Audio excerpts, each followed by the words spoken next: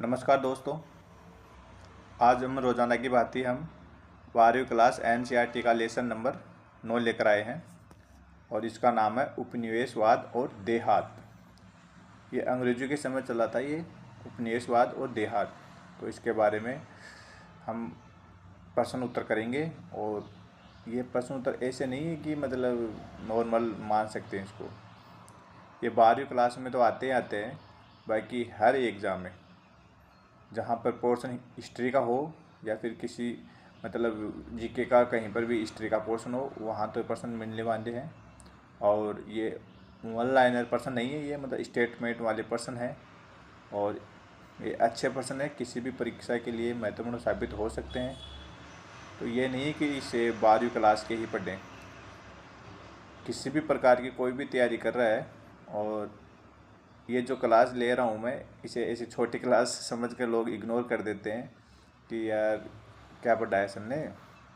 पर ये मैं आपको ये कह सकता हूँ कि प्रश्न यहीं से आते हैं ना, एनसीईआरटी की जो बुक है वहीं से प्रश्न बनाए गए हैं। और इसमें वो प्रश्न हैं जो मतलब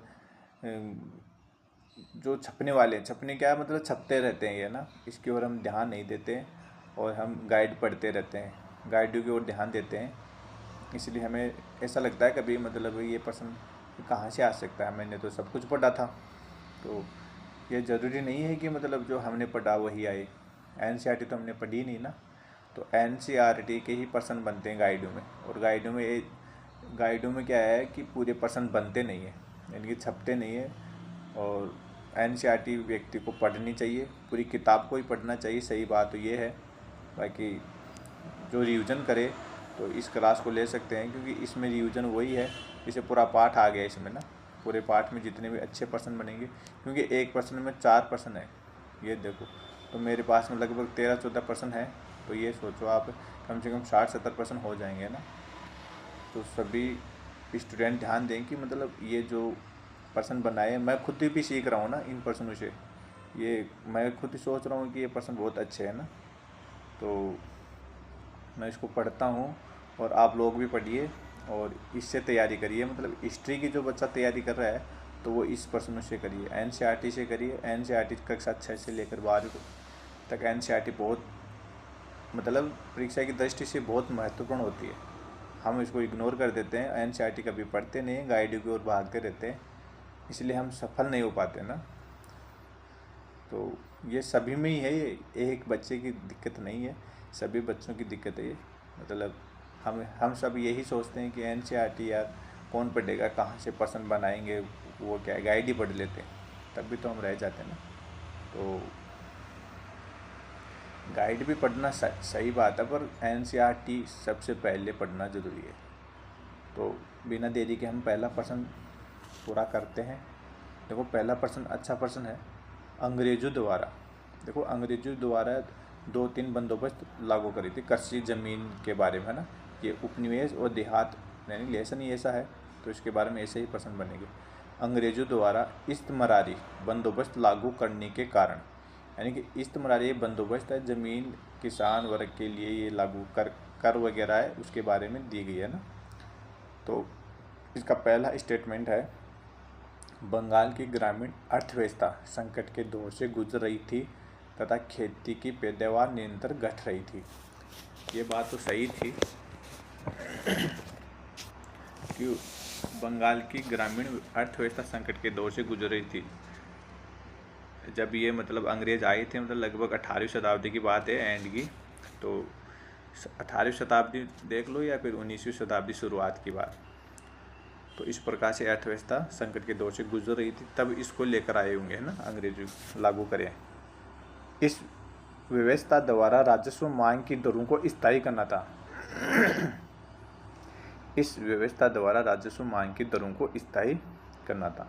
ये बात भी सही है, क्योंकि अंग्रेज सोच रहे थे कि मतलब दर हैं, जो कर लेते थे ना अंग्रेज राजस्व के रूप में, तो उसको स्थायी कर दें, तो इससे मतलब हमारी आमदनी बढ़ेगी, अर्थव्यवस्था सही होगी। पर अंग्रेज़ों को ये पता नहीं था कि भविष्य के लिए काल बन जाएगी। तो ये बात भी सही थी। अंग्रेज़ों का मानना था कि व्यवस्था से एक ऐसा वर्ग उत्पन्न होगा जिसे पास कृषि में निवेश करने के लिए पूंजी और उद्यम दोनों होंगे। ये अंग्रेजों का मानना था। सही बात है, अंग्रेज पहले यही मान रहे थे कि इस व्यवस्था से ऐसा वर्ग उत्पन्न होगा जिसके पास कृषि में निवेश करने के लिए पूंजी या उद्यम दोनों होंगे। उपयुक्त कारणों में से इस्तेमारी बंदोबस्त लागू करने के लिए जिम्मेदार थे। तीनों ही कारण जिम्मेदार थे, तो इसके लिए हमारा ऑप्शन डी होगा। देखो ऐसे प्रश्न आते हैं, यही स्टेटमेंट मतलब हमारी परीक्षा में आ जाता है। यूजीसी नेट है, आरपीएससी फर्स्ट ग्रेड है, प्रोफेसर है, मतलब उसमें तो ये पक्का ही आते हैं। ये वो वहाँ तो ऐसे कैसे देखते हैं, लाइनों की लाइन ऐसी मिल जाती है। तो छोटी क्लास समझकर इग्नोर ना करें, पूरी क्लास लिया करें। मतलब लोग क्या करते हैं, बड़ी क्लासों को और ध्यान देते हैं। जैसे बड़ी बड़ी संस्थाएं हैं कि हाँ ये क्या पढ़ाएंगे, ये तो पता नहीं कहाँ से लेकर आया होगा पर्सन। तो आजकल एक ट्रेंड है, मतलब जितनी छोटी क्लासें हम पढ़ेंगे, जितने सर छोटे होंगे, छोटे का मतलब हम सोचते हैं कि उसके पास में कोई बड़ा वो नहीं है पढ़ाने का वो प्लेटफॉर्म नहीं है कि इसके कितने मतलब सब्सक्राइबर हैं, ये क्या पढ़ा रहा है ना। तो इस प्रकार से लोग मतलब इसको इग्नोर कर देते हैं।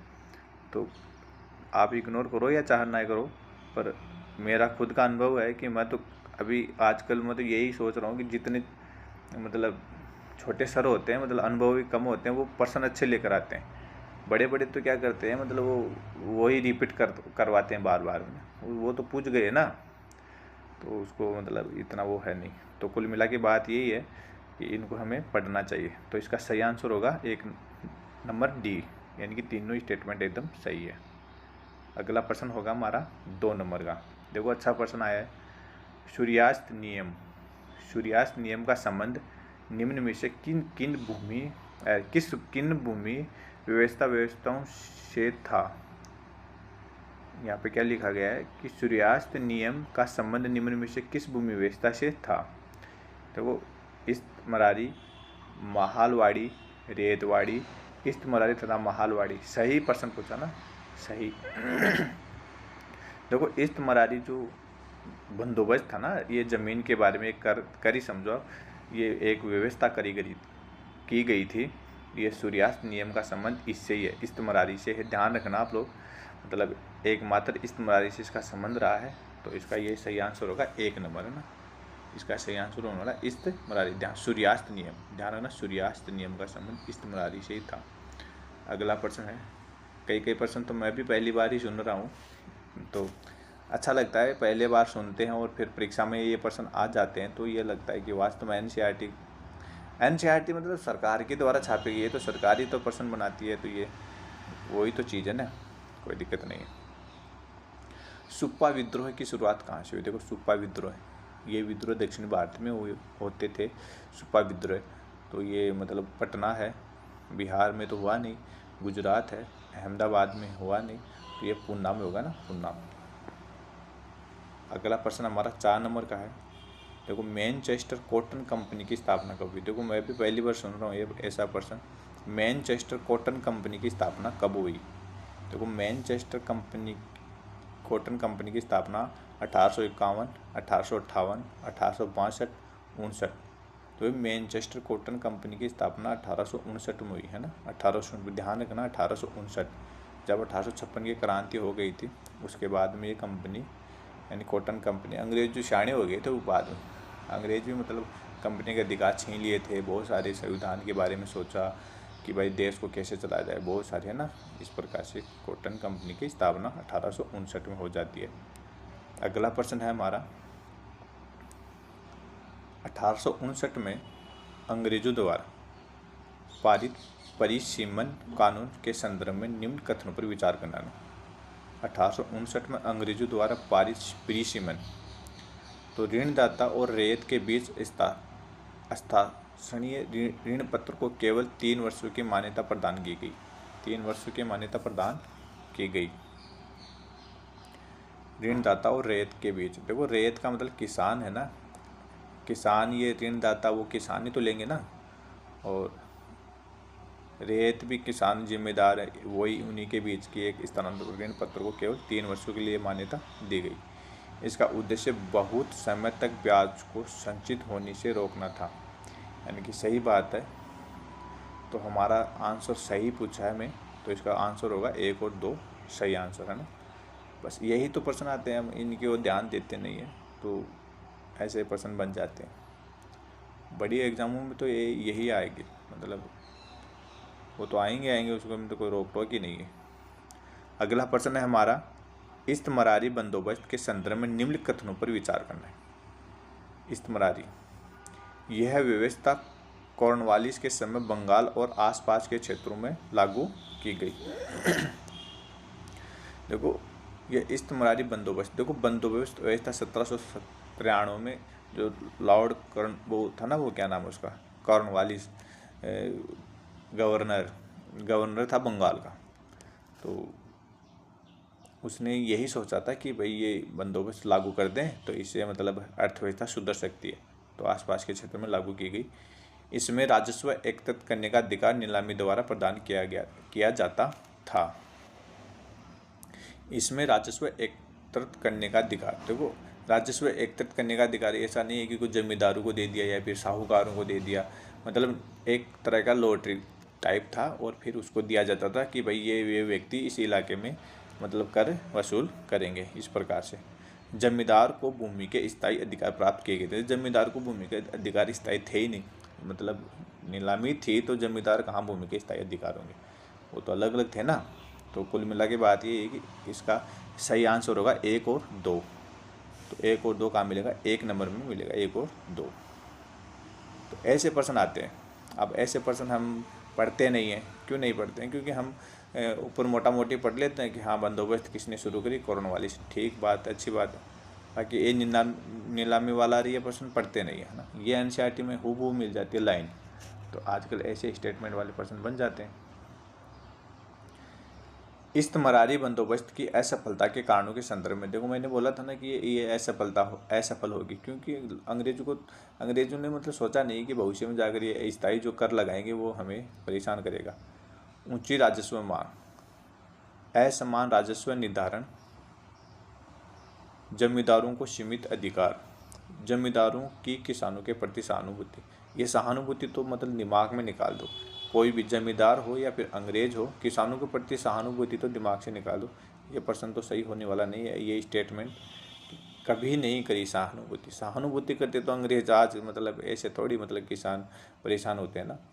तो कुल मिला की बात है, ऊंची राजस्व मांग थी, यानी कि ऊंची राजस्व मांग रख दी कि मतलब किसान को, मतलब ये सोचो कि मतलब किसान को एक पैदावार माना कि एक बोरी हुई अनाज की, चाहे गेहूँ मान लो, बाजरा मान लो, तो उसके कर के रूप में 1.5 बोरी ली जाती थी। तो फिर किसान कैसे परेशान नहीं होते, किसान तो परेशान ही मानो, कहाँ से देते वो, फिर वो ऋण लेते, फिर दोबारा चुकाते, ऐसा चलता रहती है प्रक्रिया, तो परेशानी ये समस्या खड़ी।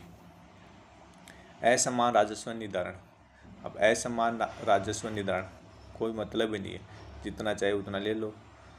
जमींदारों को सीमित अधिकार, अब जमींदारों को सीमित अधिकार, अब जमींदार थे, जो जमींदार तो वो भी राजा के रूप में समझते अपने आप। जमींदार जो बन गया तो वो सोचता कि मैं ही राजा हूँ, उस टाइम के ऐसा ही था सिस्टम। तो कुल मिला के बात ये कि 1, 2, 3 जो कथन है वो सही है और सही पूछा है हमें, तो इसका आंसर होगा C नंबर।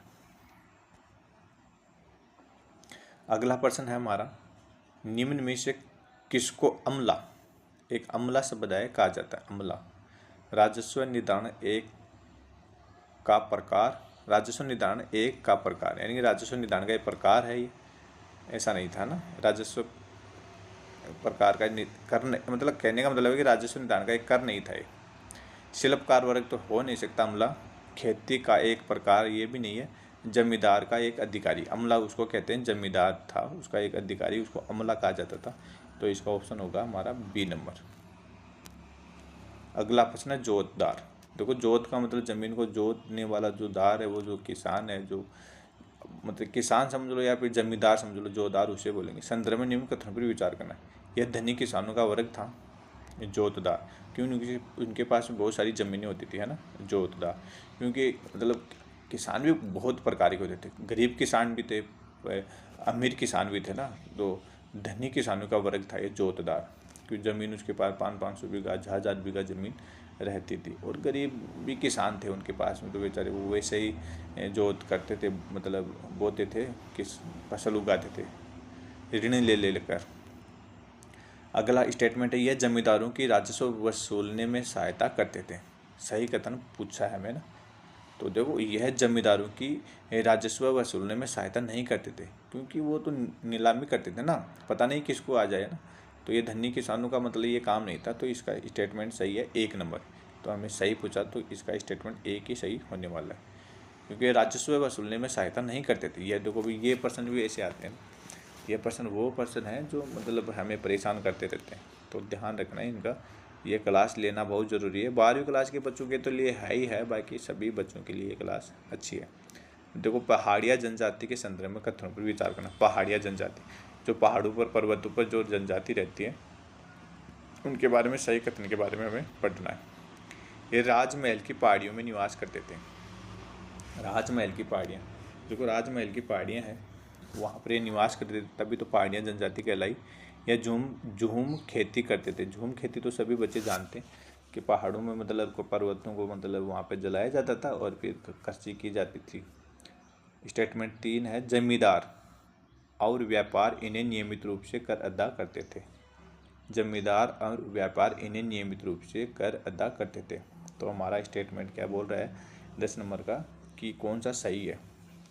देखो ऊपर वाले 2 तो एकदम से सही है और नीचा वाला 3 नंबर का जमींदार और व्यापारी इन्हें नियमित रूप से कर अदा करते थे, तो ये भी सही है।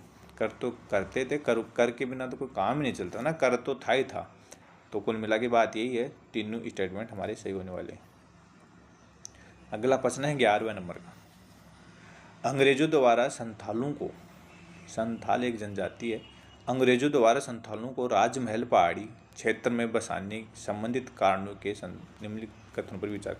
तो अंग्रेज भी परेशान थे ना। अंग्रेज सोच रहे थे कि ये जनजाति है तो इसको भी हम इस सभ्यता से उबारें और इसके ऊपर भी कंट्रोल करें। यानी कि अंग्रेजों ने मतलब जनजातियों को भी नहीं छोड़ा। कुल मिला की बात यही है। तो इसके बारे में हमें विचार करना है। 11वां नंबर का प्रश्न है, तो संथालों के बारे में पूछा गया कथन, ये लोग झूम खेती का प्रयोग कर जंगल साफ करते थे। ये बात तो सही है कि यानी कि जो जितने भी मतलब जनजाति लोग थे वो जंगलों में रहते थे और जंगल में ही खेती करते थे ना। और पुराने समय में तो वो एक साथ नहीं रहते थे, फिर धीरे धीरे वो आ गए थे।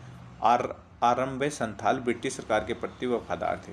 आरंभ में तो ठीक ठाक थे, कहने का मतलब शुरुआत हुई थी, अंग्रेजों ने उसके ऊपर कंट्रोल करना शुरू कर दिया था, तब मतलब ऐसा लग रहा था कि मतलब हाँ भाई अंग्रेज ठीक ठाक व्यक्ति है। फिर बाद में देखो आगे आएंगे ना पर्सन, तो अपने पूरे रिलेशन को पढ़ेंगे तो उसमें दे रखा है कि अंग्रेजों ने उसके साथ धोखा किया था, तो ये समस्या खड़ी हुई थी फिर बाद में। तो हमारा 11वां नंबर का स्टेटमेंट दोनों सही है। वर्तमान में तो ये दोनों सही है, वफादार थे, बाकी आगे नहीं है ना, तो हमारे स्टेटमेंट दोनों सही हो जाते हैं। 12वें नंबर का प्रश्न है, दामिन इन कोह है। दामिन कोह का संबंध निम्न किससे था? निम्नलिखित में से किससे था ना? अनुदान में दी गई भूमि, संथाल परगना, संथालों की धार्मिक पुस्तक, संथालों के देवता, है ना। देखो अनुदान में दी गई भूमि दामिन ई को है, संथाल परगना, संथाल का परगना ये जनजाति है, संथाल परगना जो आसपास में दामिन यानी कि दान में जो कुल मिला के दान में दी गई को है, तो संथाल का जो परगना है तो वो उससे संबंधित है, संथाल परगना। अगला प्रश्न है, संथालों द्वारा दिक्कू शब्द का प्रयोग किसके लिए किया जाता है? दिक्कू थे मतलब ऋण देते थे लोगों को ना, अंग्रेजों के नीचे काम करते थे ये। और ये दिक्कू थे ना, किसान तो दिक्कू थे नहीं, किसान तो रेत थे, और शिल्प वर्ग तो इसका अलग ही सिस्टम था। अंग्रेजी सरकार तो सरकार अलग ही थी। तो साहूकार है ना, साहूकार को हम दिक्कू, संथालू द्वारा दिक्कू शब्द का प्रयोग साहूकारों के लिए किया गया था। संथालू द्वारा दिक्कू शब्द का प्रयोग, क्योंकि साहूकार बाहर के व्यक्ति थे, तो बाहर के व्यक्तियों के लिए दिक्कू शब्द का प्रयोग किया गया साहूकारों के लिए। अगला प्रश्न है हमारा रेतवाड़ी के संदर्भ में। ये जो रेतवाड़ी महालवाड़ी ये जो कर है एक तरह के कृषि से संबंधित ही है पूरी व्यवस्था, बंदोबस्त जैसे उसने चलाया। रेतवाड़ी मतलब फिर दूसरा नीचे आया व्यक्ति, तो ये अंग्रेजों के जो अधिकारी थे उसने चालू करा था ये जो किसानों के प्रति। यह राजस्व प्रणाली बम्बई में लागू की गई। यह राजस्व प्रणाली कहाँ लागू की गई? बम्बई में। ये बात तो सही, क्योंकि ये दक्षिण भारत में था ना, ये रेतवाड़ी तो दक्षिण भारत की है, और ये जो बंदोबस्त स्थायी बंदोबस्त थी वो बंगाल की थी, लॉर्ड कॉर्नवालिस। इसमें राजस्व की राशि सीधे रैयत के साथ तय की जाती थी, यानी किसानों के साथ डायरेक्ट तय की जाती थी। हर 30 वर्ष बाद राजस्व पुनः निर्धारित कर राजस्व की दर बढ़ा दी जाती थी। तो 30 वर्ष तो चला ही नहीं, ये तो एक नियम बना था, बाकी 30 वर्ष कहाँ चला, ये 30 वर्ष में तो ये समाप्ति हो गई, यानी कि लोग इससे परेशान हो गए। 30 वर्ष के तो एक कानून ही बना था, बाकी कुछ था नहीं आगे। तो कुल मिला के सही है तीनों स्टेटमेंट, हमारी तीनों स्टेटमेंट सही हो जाएंगे ना। ये रेतवाड़ी एक किसान एक कार्य है, इसे समझो, ये किसानों के प्रति एक व्यवस्था की गई थी ना। अगला प्रश्न है 15 नंबर का, क्या कारण था इस्तेमारी बंदोबस्त बंगाल में लागू करने के बाद विरले ही किसी क्षेत्र में लागू किया गया। यानी कुल मिला के बात ये प्रश्न ये बोल रहा है कि इस्तेमारी बंदोबस्त जो बंगाल में लागू कर दिया ना, लॉर्ड कॉर्नवालिस था, उसके द्वारा ये लागू की गई थी। क्या कारण था कि फिर इस मतलब नीचे भी, मतलब दक्षिणी भारत में या फिर दूसरे जो रियासतें थी वहाँ पर भी लागू करने की क्या ज़रूरत थी। तो हम देखते हैं क्या ज़रूरत थी। स्टेटमेंट एक है 1810 के बाद उपज के मूल्य में वृद्धि हुई। कुल मिला के बात ये है कि अंग्रेज सोचे कि यार ये वृद्धि तो करनी चाहिए, यानी कि करों में वृद्धि करनी चाहिए, कि वो स्थायी कर दिया, तो अंग्रेज सोचे कि पैसा और बढ़ाना चाहिए, तो हमें दूसरी बंदोबस्त शुरू करनी चाहिए ना। तो इस प्रकार से ये स्टेटमेंट हमारा सही है ना, अंग्रेजों द्वारा ये स्टेटमेंट सही हो गया। फिर अंग्रेज बंगाल के जमींदारों की आमदनी में इजाफा हुआ और जिसमें अंग्रेजों की कोई हिस्सेदारी नहीं थी। अंग्रेज सोचे यार किसान तो पैसे वाले बन रहे हैं, जमींदार भी पैसे वाले बन रहे हैं, तो ये इसको थोड़ी चेंज करें ना, फिर उसको दूसरी लागू करने की जरूरत पड़ी। इस व्यवस्था के विद्रोह में बंगाल के कृषि विद्रोह की शुरुआत हुई। इस व्यवस्था के इस व्यवस्था के विरोध में बंगाल में कृषि विद्रोह की शुरुआत हुई। ये मतलब कृषि विद्रोह हुआ नहीं बंगाल में, इसकी शुरुआत इससे नहीं मानी जाती है। तो हमारे स्टेटमेंट 1 और 2 ही सही होगा, स्टेटमेंट 1 और 2। तो इसका सही आंसर होगा 1 नंबर। तो इस प्रकार से हमारे ये 15 प्रश्न थे। तो वो ये क्लास अच्छी लगी तो इसके लाइक और शेयर कर दिया करो और सब्सक्राइब करो, तो कोई दिक्कत नहीं है। और मैं तो देखो मैं खुद भी पढ़ रहा हूँ, तो ये मैं क्यों पढ़ाता हूँ, क्योंकि मुझे भी याद हो जाते हैं और आप लोगों को भी याद हो जाते हैं। और मतलब कुल मिला की बात ये है कि ऐसे ही प्रश्न बनने लग गए हैं आजकल। ये छोटे एग्जामों में भी आ जाते हैं कभी कभी, यानी कि कभी कभी एक आधा प्रश्न आ ही जाता है। बाकी हम सोचते हैं ये प्रश्न नया बना है, नया नहीं बनता है, ये इसी NCERT में बन जाता है। तो सभी बच्चों को धन्यवाद देता हूँ कि क्लास को पूरी देखा करो। 1-2 प्रश्नों में तो कुछ होता नहीं है, कम से कम 15 प्रश्न है, तो टाइम कितना लगता है, 22-23 मिनट लगती हैं। तो इसको सुन लिया करो, सुनने में आपका क्या जाता है, और कुछ ना कुछ याद ही हो ही जाता है। तो सभी बच्चे हैं ना, इसको सुन लिया करो, दो बार सुन ले को तो ये प्रश्न याद ही हो जाएंगे ना, कोई दिक्कत नहीं है। 2 या 3 बार सुनने से याद हो जाते हैं, कोई दिक्कत नहीं। तो हमारी क्लास यहीं समाप्त होती है, अगला लेसन हम फिर लेकर आएंगे कल। धन्यवाद, थैंक यू।